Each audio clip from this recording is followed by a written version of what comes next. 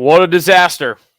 I don't know how much nicer I could put it than that. We'll try to do it coming up here in the Locked On Sabres podcast. Your Locked On Sabres, your daily podcast on the Buffalo Sabres. Part of the Locked On Podcast Network, your team every day.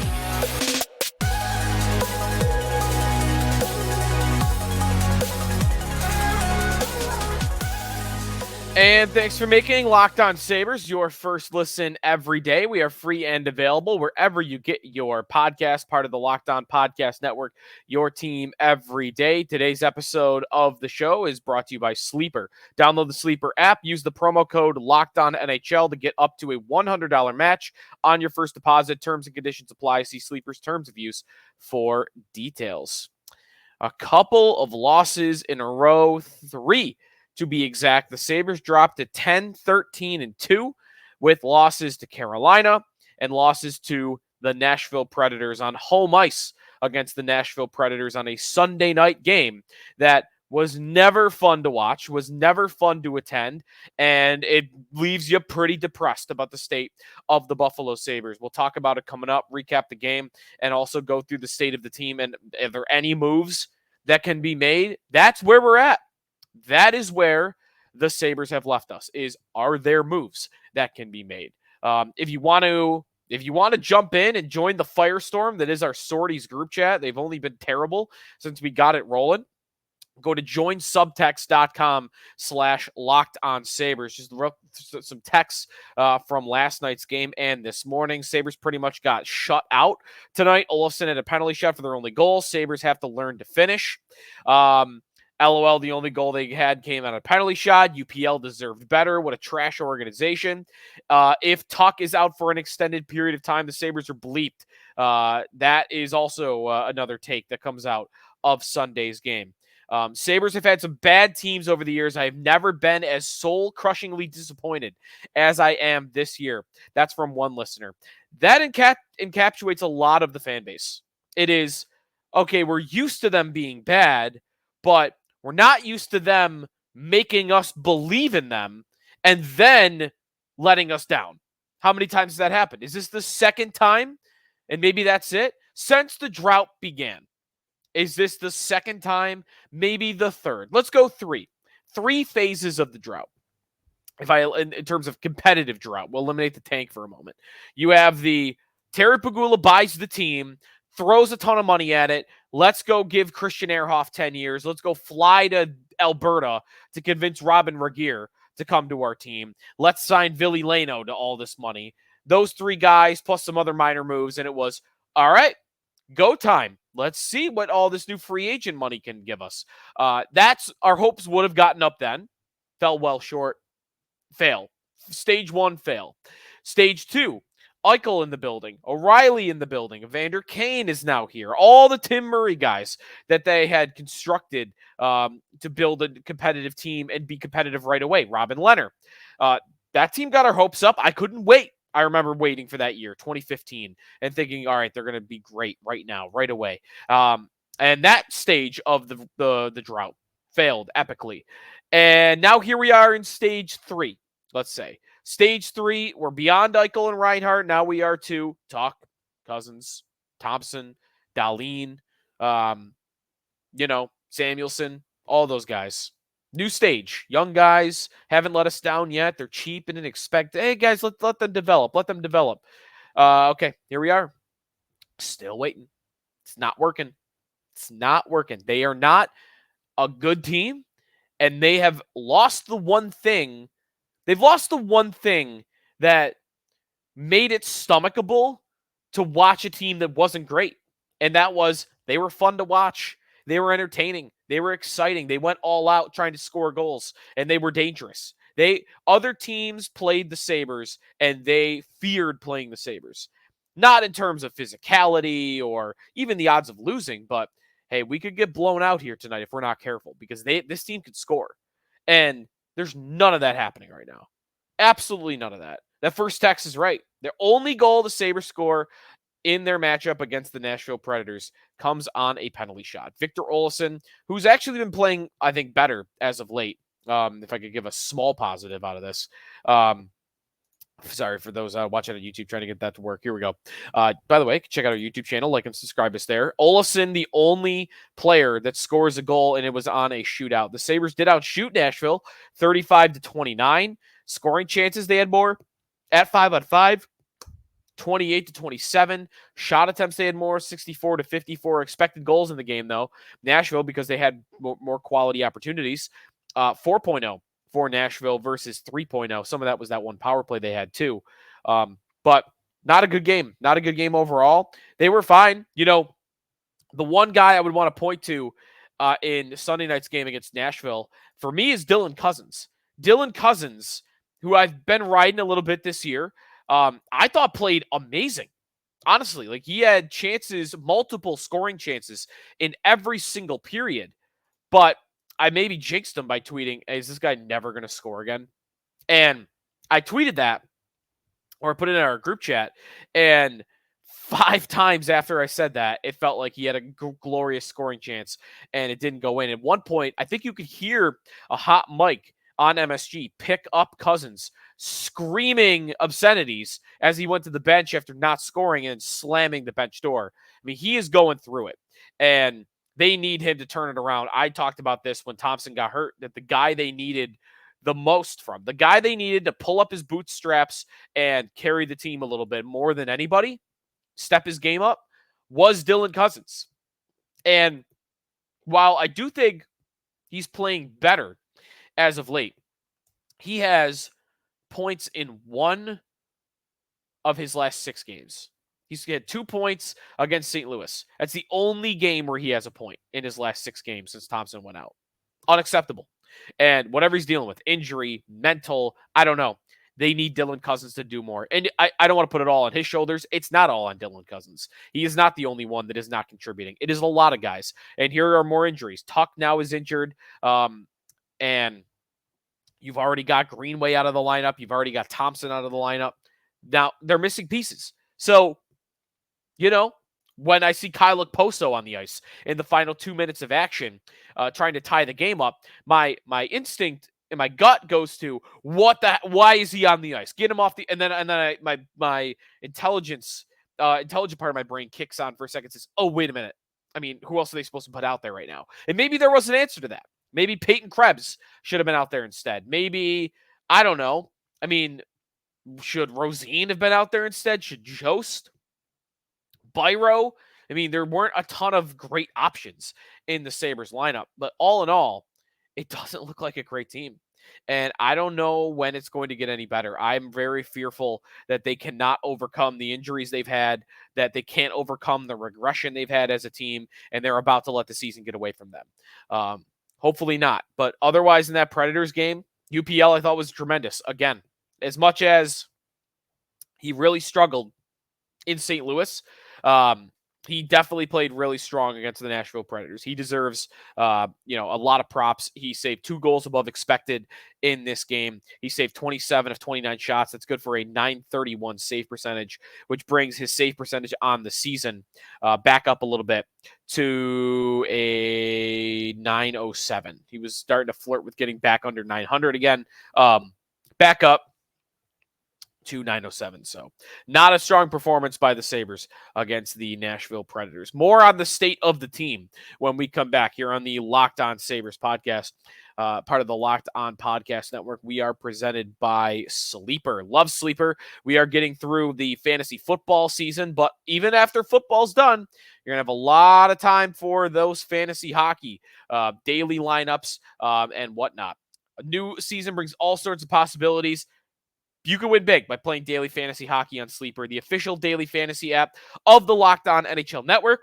Sleeper, our number one choice for daily fantasy sports, and especially daily fantasy hockey. Because with Sleeper, you can win 100 times your cash in daily fantasy hockey contests. Pick which players will score more or less goals or assists, saves, plus minus, shots in a given game, and then pick a couple of players, Predict the outcome of 8 player stats, and if you do that, 100 times your money playing daily fantasy hockey with Sleeper. So start paying attention and nail your picks so you can start winning big. Use the promo code LOCKEDONNHL. You're going to get up to a $100 match on your first deposit. Terms and conditions apply. That's code LOCKEDONNHL. See Sleeper's terms of use for details and locational availability.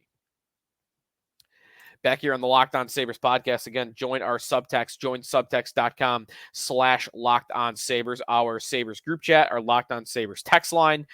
Be sure to sign up. We give you practice updates. We give you breaking news updates and lots of good stuff throughout these games where they are getting hammered. We also want to remind you that Locked On's launched the first ever national sports 24/7 streaming channel on YouTube. Locked On Sports Today, here for your 24/7, covering the top stories of the day with the local experts of Locked On, plus our national shows covering every league. Go to Locked On Sports Today on YouTube. Subscribe to the first ever national sports 24/7 streaming channel.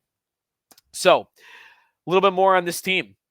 It's not really nearly as fun as I was hoping to go to these games, to see the energy in the building. I was hoping that could return. We have talked about attendance. And how that has been going for the Sabres and how, hey, they had a lot of making up to do. COVID happened, but before that, the longest playoff drought in NHL history, they have a lot of making up to do to their season ticket base to get that back.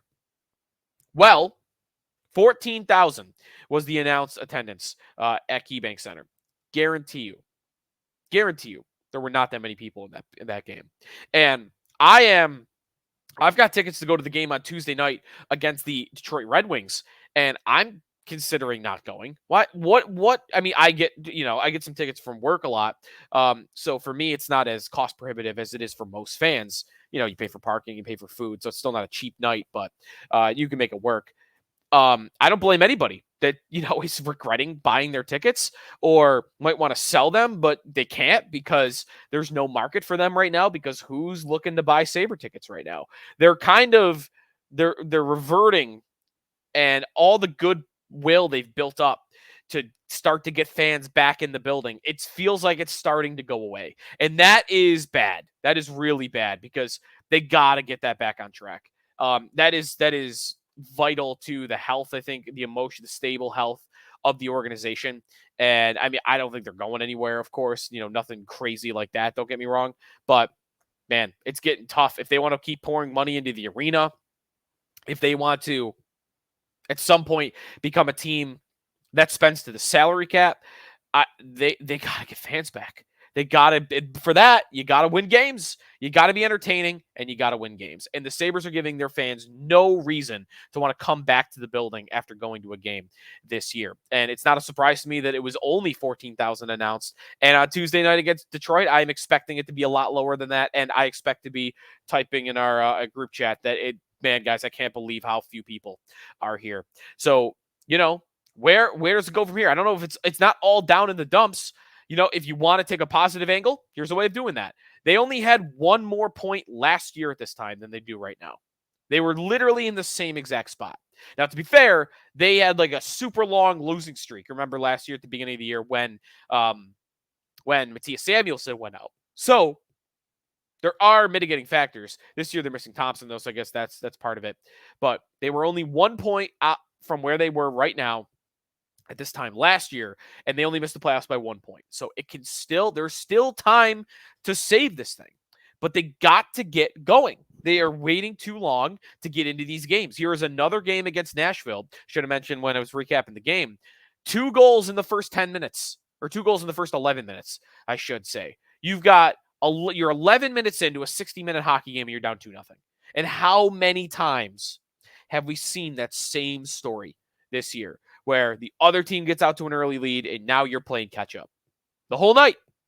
And the way they are not generating chances right now, they're not capable of coming back in these games. And that's the toughest part. So when you look at the team right now, I mean, again, I don't want to be all doom and gloom. Let's try to find some positives. JJ Peterka, where would they be right now without JJ Peterka? That line last night, Cousins, Benson, and Peterka. I mean, it is their most consistent line for a few games now. My biggest worry is guys like Skinner, who's the 5-on-5 numbers, are starting to plummet. a little bit.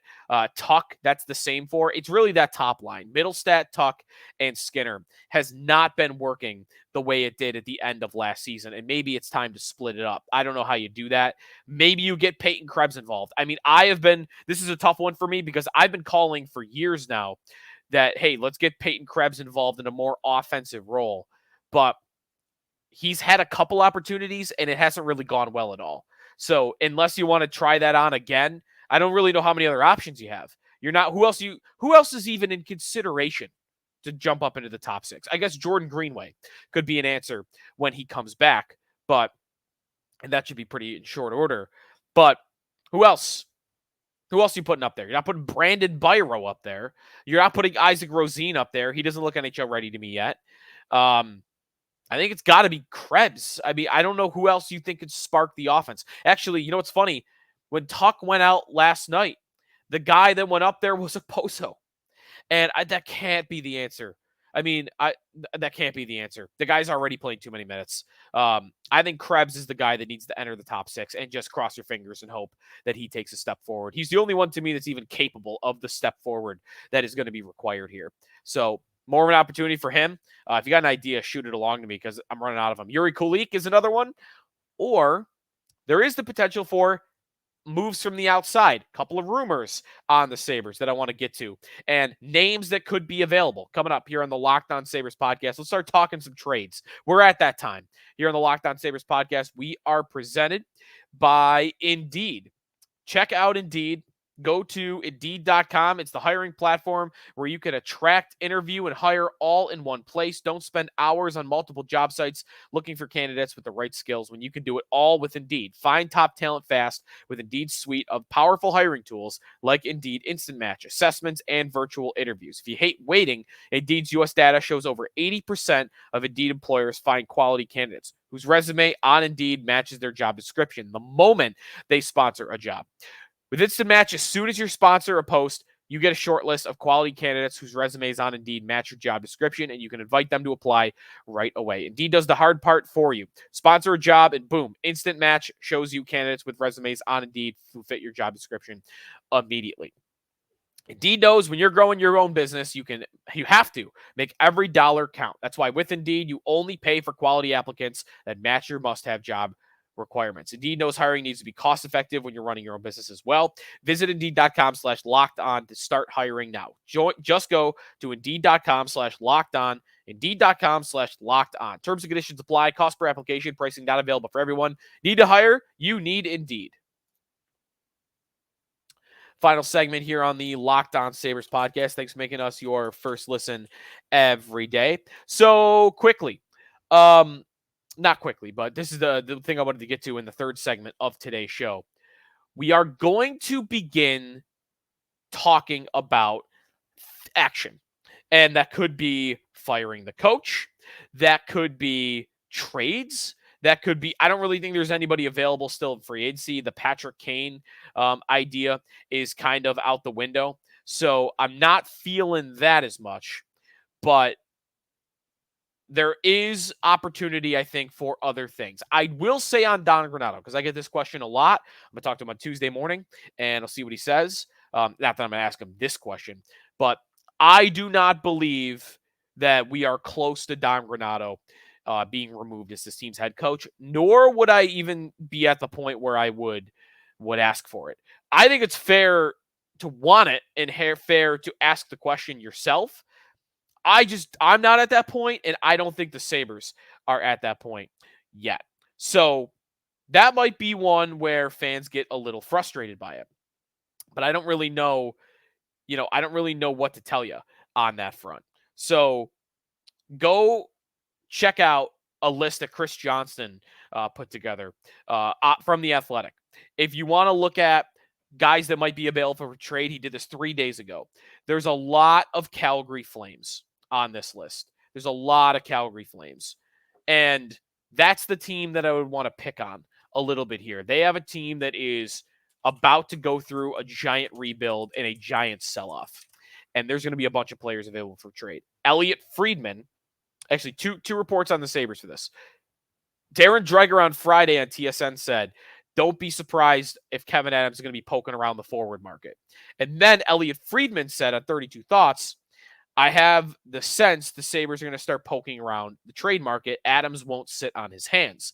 He mentioned Noah Hannafin, who is on the Calgary Flames, veteran defenseman, very good defenseman in the final year of his contract at 26 years old. That's not necessarily what the Sabres' problem is for me right now, but they could still use another top four defenseman. If you put Hannafin in your top four, that would help them. It might help them score a little bit too, because he'll help start the play at the back end and gain possession back. You have possession more, you'll have the puck more, you'll score more. So I do think that can make an impact. I'm more interested in what's going on with Calgary's forwards. Nazem Kadri is a name that I guess could be moved. I don't want that. I got a question about him. I don't want any part of that. He's under contract for 7 more years. He's already 33 years old. He's a good player, but I do not want that contract in any way, shape, or form. The forward that I would look to is Elias Lindholm, who is 29 years old, center for the Flames. He's been a 70, 80-point player in the past few years for Calgary. He is in the final year of his contract at $4.8 million. It's not perfect. It's not great. Timo Meier last year, when he was available, loved that because he was 26 and he was an RFA. You could control the contract situation a little bit better. And he was a higher level player than Meier. But I'm looking around right now and like Patrick Laine is on Chris Johnson's list. I don't love that idea. Patrick Laine, you might hear that name and it might pop. Like, oh, Patrick Laine, he used to be a superstar, right?